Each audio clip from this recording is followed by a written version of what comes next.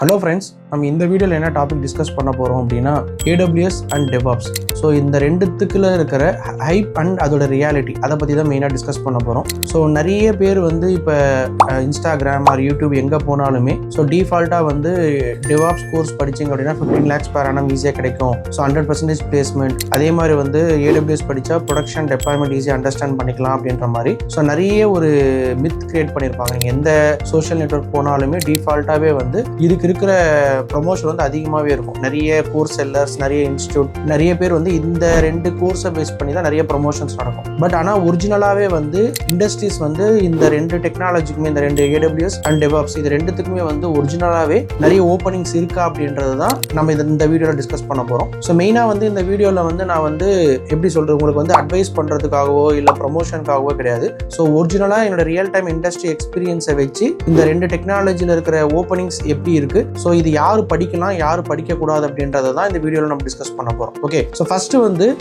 First ரீசனாக நீங்கள் என்ன எடுத்துக்கணும் அப்படின்னா, கோடிங் இல்லாமல் ஜாப் கற்றுக்கலாம், கோடிங் இல்லாமல் ஜாபுக்கு போக முடியும் அப்படின்றதுனால தான் நிறைய பேர் இந்த ரெண்டு கோர்ஸ் ஏதாவது ஒன்று சூஸ் பண்ணுவாங்க. ஸோ ஃபார் எக்ஸாம்பிள் கோடிங் இல்லாமலே DevOps கற்றுக்க முடியுமா, கோடிங் இல்லாமலே கிளவுட் கற்றுக்க முடியுமா அப்படின்னா 100% கிடையாது. ஸோ என்ன ரீசன் அப்படின்னா, ஃபர்ஸ்ட் DevOps அப்படின்றது நீங்கள் கற்றுக்கணும் அப்படின்னா கண்டிப்பாக உங்களுக்கு CI/CD பைப்லைனை பற்றின அண்டர்ஸ்டாண்டிங் இருக்கணும். So continuous integration, continuous deployment, இதை எப்படி கற்றுக்கணும் அப்படின்றத ஃபர்ஸ்ட் பார்க்கணும். ரெண்டாவது வந்து ஸோ இன்ஃப்ராஸ்ட்ரக்சர் ஆஸ் கோட் அப்படின்னு ஒன்று சொல்லுவாங்க, ISC. ஸோ இதை நீங்கள் கற்றுக்கணும் அப்படின்னா கண்டிப்பாக கோடு தேவை. அந்த நேம்லேயே இருக்கும் இன்ஃப்ராஸ்ட்ரக்சர் ஆஸ் கோட் அப்படின்ட்டு. ஸோ இதுக்கு வந்து Terraform அப்படி இல்லைன்னா கிளவுட் ஃபார்மேஷன் அந்த மாதிரி டூல்ஸ் இருக்கு. அந்த டூல்ஸை கற்றுக்கணும். அதுக்குமே வந்து கோடு தேவை. ஸோ இப்போ நம்ம கோடு வச்சு இப்போ மேபி எக்ஸாம்பிளுக்கு இப்போ நான் Terraform படிக்கிறேன் அப்படின்னா ஒரு கோடு எழுதிட்டு அந்த கோடை வந்து பாப்புலர் கிளவுட், இப்போ கூகுள் கிளவுடாக இருக்கட்டும் இல்லைனா அமேசான் கிளவுட் ஆர் வந்து அஷூர் கிளவுட், இது எந்த கிளவுடுக்குமே வந்து ஒன்ஸ் கோடு எழுதிட்டு அது எல்லா இடத்துலையுமே அந்த இன்ஃப்ராஸ்ட்ரக்சரை கிரியேட் பண்ணுறதுக்கு கோடு வழியாகவும் பண்ணலாம். ஸோ அதுதான் வந்து Terraform அண்ட் கிளவுட் ஃபார்மேஷன் அப்படின்னு சொல்லுவாங்க. இதில் ஏதாவது ஒரு டூலை நீங்கள் கற்றுக்கிற மாதிரி இருக்கும். ஸோ அண்ட் என்ன பண்ணுவீங்க அப்படின்னா மெயினாக வந்து நிறைய ஸ்கிரிப்ட் படிப்பீங்க. இப்போ AML ஸ்கிரிப்ட், அதுக்கப்புறம் ஷெல் ஸ்கிரிப்ட், பைத்தான் ஸ்கிரிப்ட், இந்த மாதிரி ஸ்கிரிப்ட் வச்சு நம்ம அந்த இன்ஃப்ராஸ்ட்ரக்சரை கிரியேட் பண்ணுறதுக்கு ட்ரை பண்ணுவோம். ஸோ லாஸ்ட்டாக வந்து அந்த கிளவுடோடைய டெப்ளாய்மெண்ட்டோட ஸ்ட்ராட்டஜியை வந்து நம்ம ஸ்கிரிப்ட் வழியாக தான் ட்ரை பண்ணுவோம். ஸோ அப்போ இது எல்லாத்துக்குமே பேஸ் என்ன அப்படின்னா கோடு.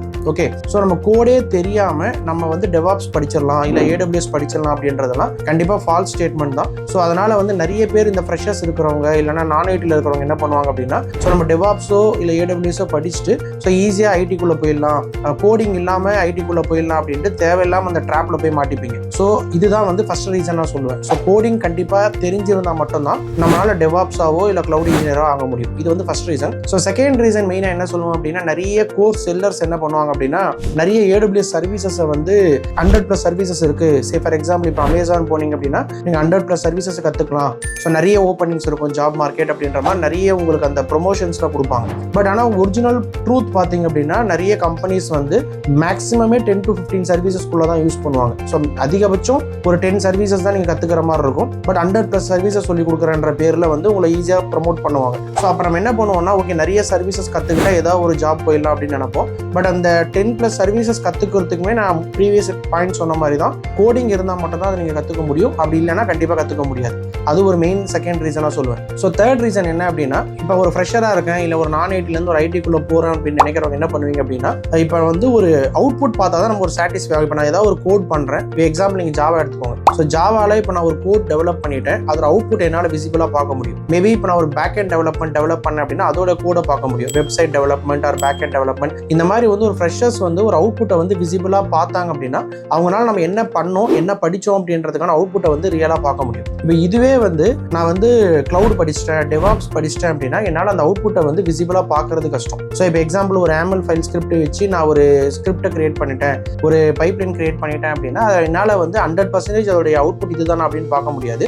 ஸோ ரெண்டாவது வந்து எனக்கு வந்து அந்த இன்ட்ரெஸ்ட் கிரியேட் ஆகாது. ஸோ இது ஒரு பெரிய சேலஞ்சஸாக இருக்கும். ஸோ இது ஒரு மெயின் ரீசனாக சொல்லுவேன். ஸோ அதுக்கப்புறம் ரீசன் 4 என்ன அப்படின்னா, ஜாப் மிஸ்லீடிங். ஸோ நிறைய பேர் நம்ம என்ன பண்ணுவோம் அப்படின்னா, இப்போ LinkedInல போயிட்டு நம்ம பார்க்குறோம் அப்படின்னா, so 3+ years of experience DevOps engineer தேவை, இல்லைனா ஆல்ரெடி ப்ரொடக்ஷன் எக்ஸ்பீரியன்ஸ் இருக்கணும், ப்ரொடக்ஷன் எக்ஸ்பீரியன்ஸ் வந்து ரிலவெண்ட் எக்ஸ்பீரியன்ஸ் 3 இருக்கணும், or minimum 2+ years of experience இருக்கணும் அப்படின்ற மாதிரி தான் இந்த DevOps ரோலுக்கும் உங்களுடைய கிளவுட் ரோலுக்குமே ஓப்பனிங்ஸ் இருக்கும். நீங்கள் LinkedInஓ இல்லை நாக்கு ஏதோ ஒரு ஜாப் ப்ரொஃபைல் போய் பாருங்கள். பை டிஃபால்ட்டாகவே எனக்கு இந்த ஸ்கில்ஸ் வேணும் அப்படின்னா இந்த மினிமம் எக்ஸ்பீரியன்ஸ் இருக்கணும், ஆல்ரெடி உங்களுக்கு ப்ரொடக்ஷனில் இன்வால்வ் ஆகிருக்கணும் அப்படின்ற மாதிரிலாம் எக்ஸ்பெக்ட் பண்ணுவாங்க. அப்போ ஜஸ்ட் இமேஜின், இப்போ நான் ஒரு ஃப்ரெஷராக நான் ஐடி கம்பெனிக்குள்ள ஏரியாக்குள்ளே போகிறதுக்கு நான் இந்த 2 கோர்ஸில் சூஸ் பண்ணிவிட்டு நான் ப்ரிப்பேர் பண்ணுறேன் அப்படின்னா ஜஸ்ட் இமேஜின் ஒரு ஃப்ரெஷர்னால இதுக்குள்ளே போக முடியுமா? ஸோ 100% உங்களால் போக முடியாது. ஸோ அப்போ டெவாப்ஸோ ஏடபிள்யூஎஸோ படிச்சுட்டு நான் வந்து ஒரு ஜாபுக்கு போகணும்னு ட்ரை பண்ணுறவங்க ஃபஸ்ட்டு லிங்க்டின்லையோ இல்லை ஏதாவது ஒரு ப்ரொஃபைலில் நாக்குரி இந்த மாதிரி ஏதாவது ஒரு ஜாப் போர்ட்டலில் போயிட்டு ஃபஸ்ட்டு பாருங்கள் உங்களுக்கு இந்த